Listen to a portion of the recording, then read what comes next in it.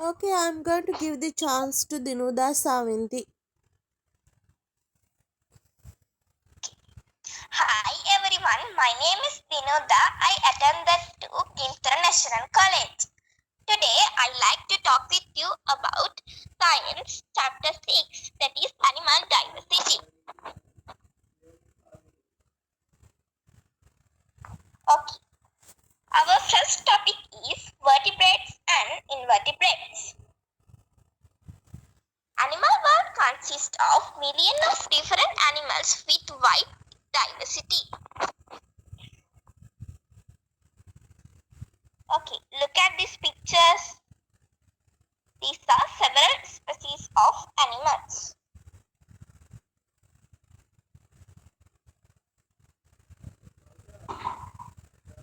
Okay, and look at these pictures carefully.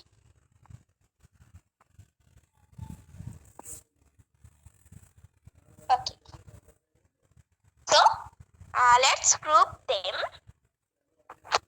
into their features.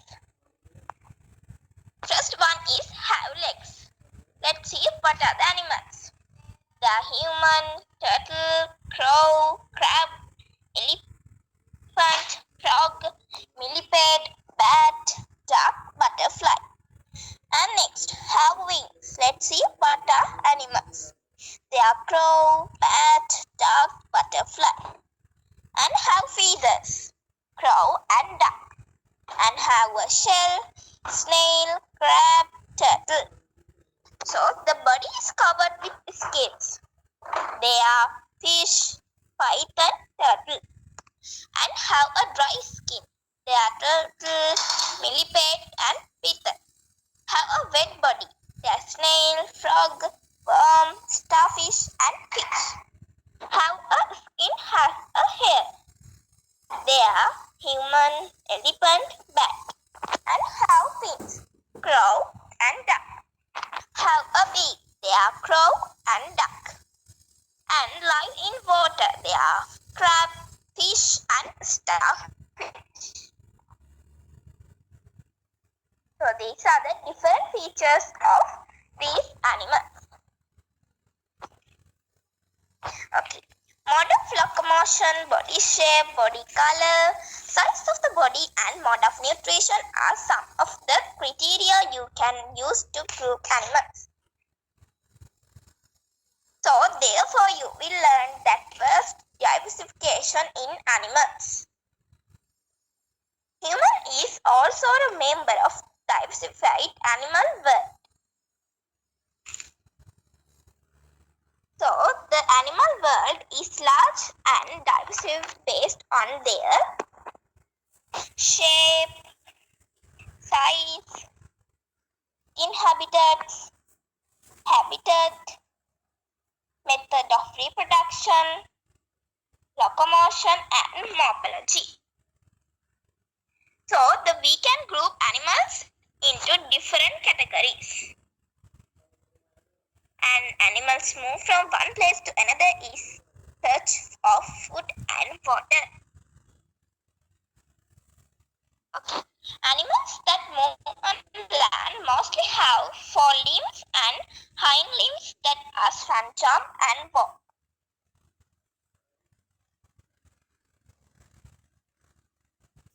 In birds, the forelimbs are modified to wings that are used for flying. Okay. What is known as backbone? The central line of bone is known as backbone.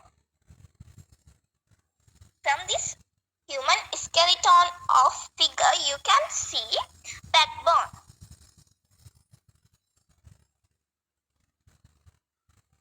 Okay, let's see some skeleton of vertebrates.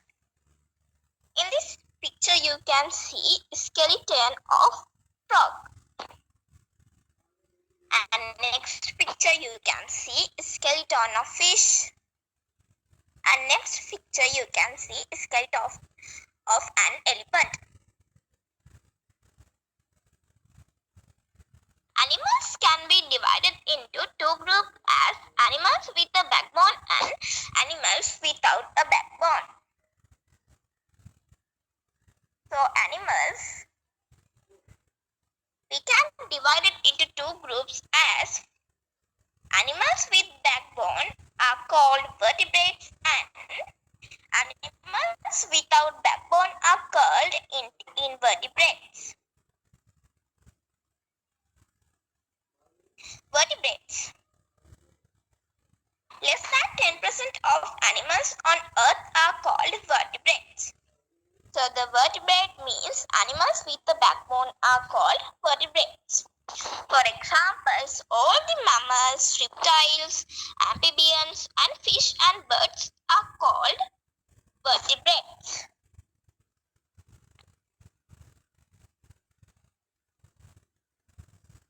Okay, next I'm going to talk about invertebrates. Animals that do not have a backbone or an internal skeleton is called as an invertebrate. Over 90% of animals on Earth are called invertebrates. And microorganisms like insects and same aquatic creatures are invertebrates. From this picture you can see some invertebrates. Next, I'm going to talk about adaptation of organisms to environment.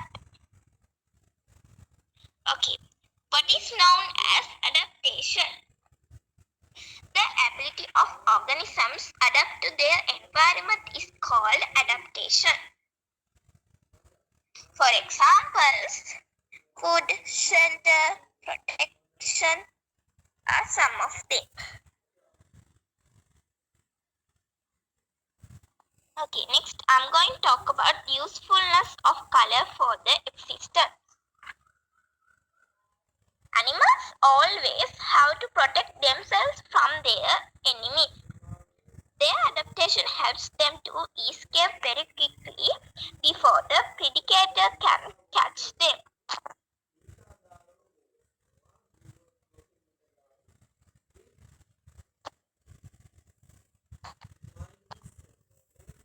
Okay, what is known as camouflage? The difficulty to identify animals separately from their surroundings due to blending of body color to particular environment is called as camouflage. From these pictures you can see camouflage animals. They are